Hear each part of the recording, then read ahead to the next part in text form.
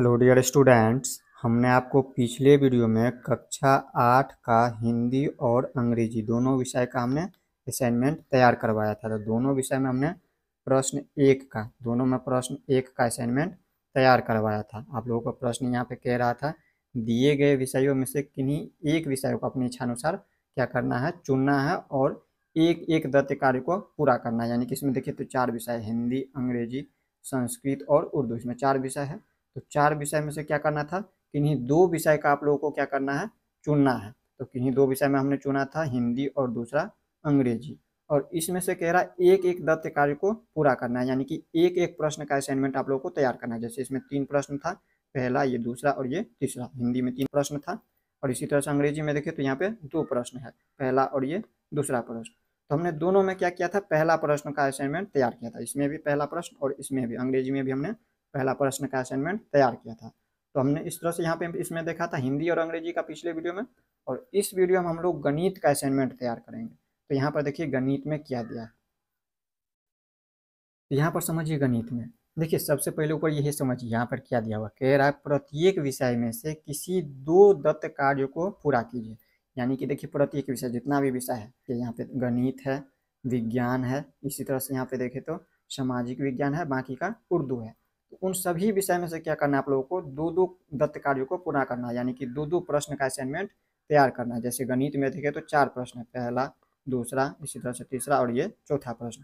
तो इसमें से किसी 2 प्रश्न का क्या करना है, आप लोगों को असाइनमेंट तैयार करना है। तो हम गणित में जो है पहला प्रश्न और दूसरा प्रश्न का असाइनमेंट तैयार करेंगे। तो देखिए यहाँ पे क्या दिया हुआ है, तो यहाँ पर देखिए कैसे आप लोगों को असाइनमेंट तैयार करना है। तो सबसे पहले आप लोगों को पता है, असाइनमेंट तैयार करने के लिए हमने आपको बताया हुआ है, ऊपर की कवर में सबसे पहले हम क्या करते हैं, इस तरह से इतना लिख देते हैं।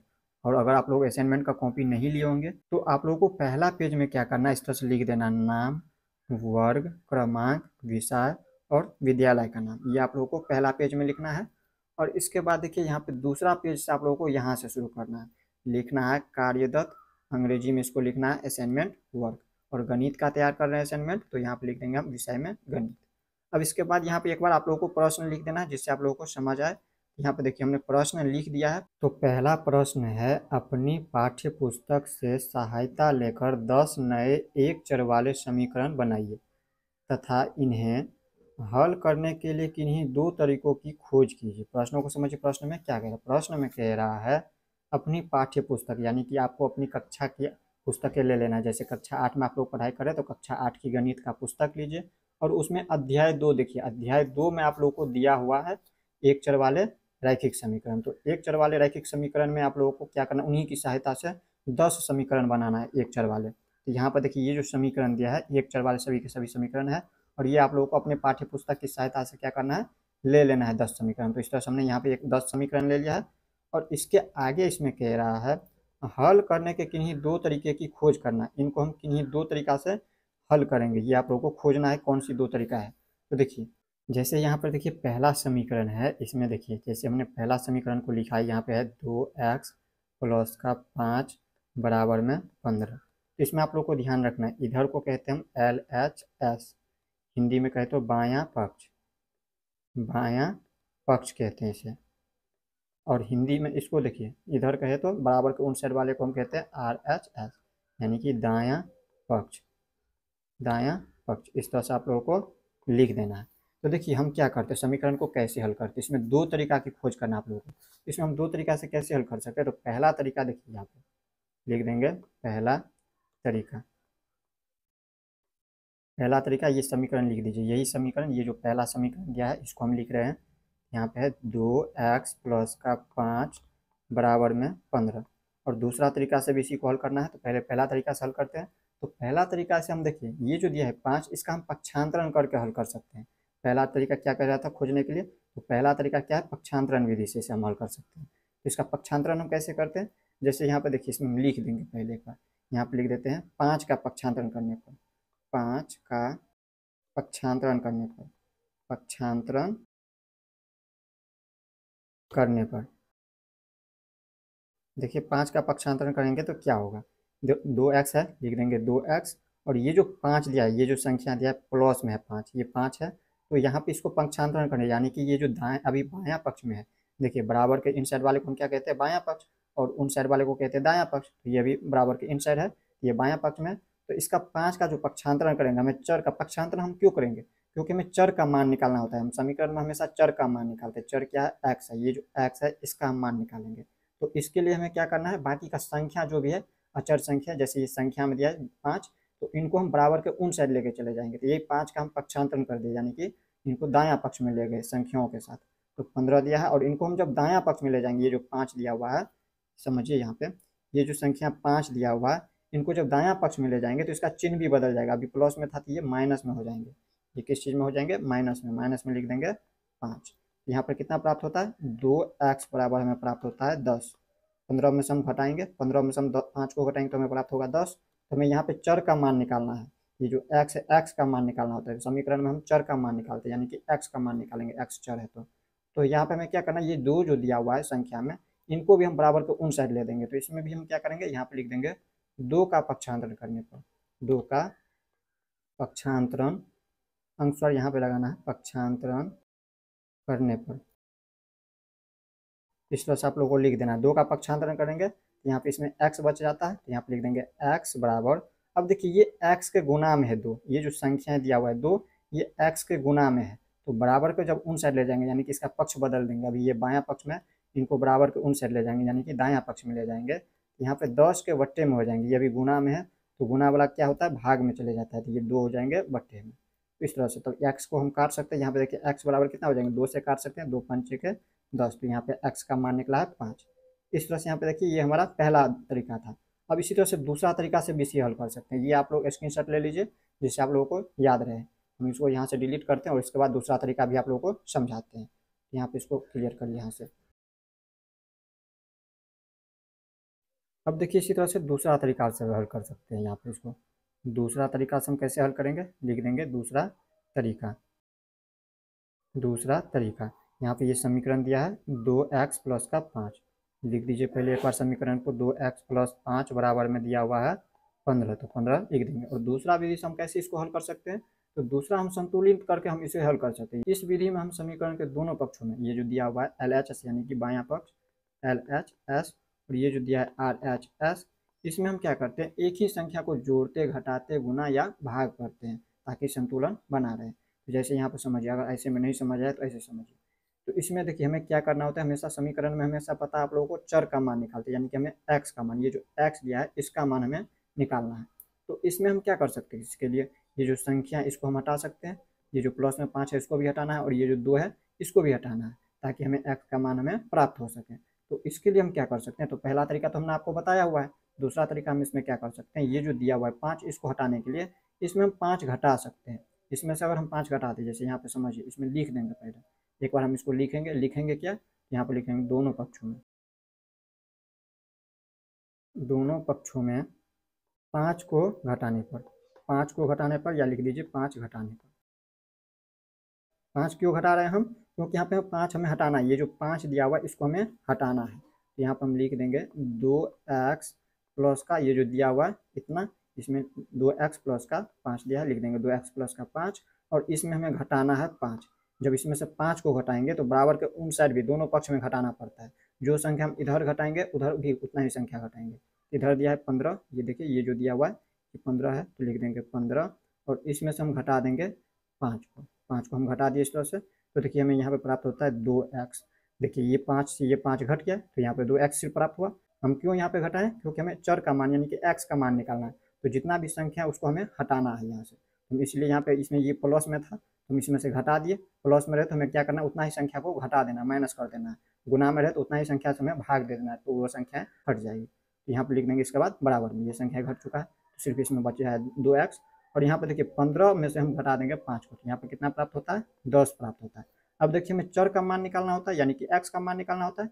तो इसमें से हम क्या कर सकते हैं, ये जो 2 है इसको भी हटाएंगे। तो 2 को हटाने के लिए हम क्या कर सकते हैं, देखिए 2 जो है x के गुना में है, तो इसमें हम 2 में भाग दे सकते हैं।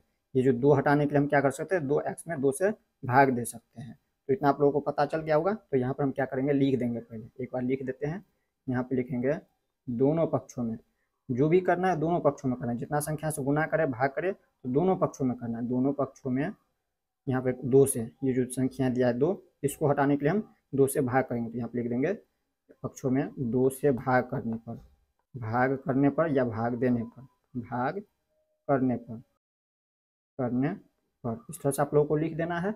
और इसके बाद हमें क्या करना है इसमें, तो देखिए यहाँ पे ये है 2x और बट्टे में क्या लिखेंगे, तो हम 2 से भाग दे रहे हैं तो यहाँ पे लिख देंगे बट्टे में 2, ये 2 और बराबर में ये जो 10 है, देखिए यहाँ पे ये जो 10 दिया हुआ है यही 10 लिखेंगे और इसमें भी क्या करेंगे, दोनों पक्ष में इसमें भी 2 से हम भाग दे देंगे।